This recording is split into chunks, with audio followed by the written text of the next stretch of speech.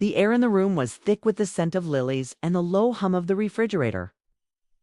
Eleanor sat stiffly on the edge of her husband's empty bed, staring at the floral wallpaper. 5 months had passed since Thomas had died. 5 months of hollowed-out quiet in the house, in her life. 5 months of not being able to look at anything without seeing his ghost. When he turned toward her, she'd felt a cold certainty creep up her spine. Because it wasn't her husband standing there.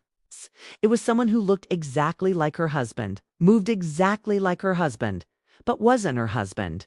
Outside, the street was empty. The hydrangeas were dead, their petals long since withered and turned to dust.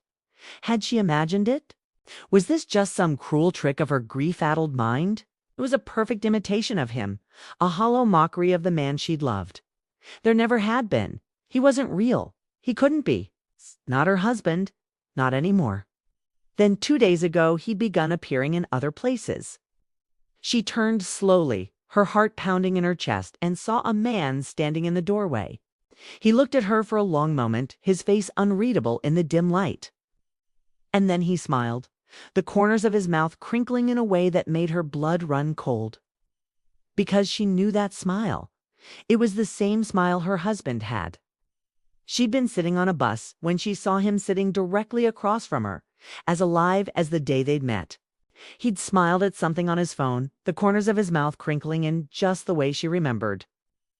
He'd gotten off the bus 2 stops early, striding down the street with an easy confidence. Why was he replacing the people she loved with faceless, lifeless copies? Was she going crazy? And then he'd turned and walked right past her window. She'd been sitting in her living room when she saw him through the curtains, watering his favorite hydrangeas with military precision. Moving with a stiffness that seemed alien after so many months of seeing him move through the world like a man possessed. Each time he appeared, he was doing something ordinary, something anyone might do. Walk down the street, sit on a bus, water the garden. But there was always something subtly off about him.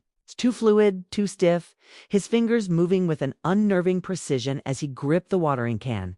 He never acknowledged her. He didn't seem to see her at all.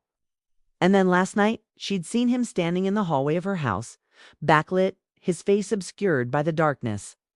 She wanted to scream, to run, to do anything but sit there staring at the stranger in her house. Who was he? What was he doing? She got up from the bed and walked to the window.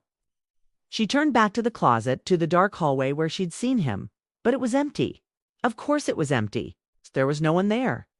Then she heard a noise behind her, a slight shifting of weight, like someone stepping onto the bed.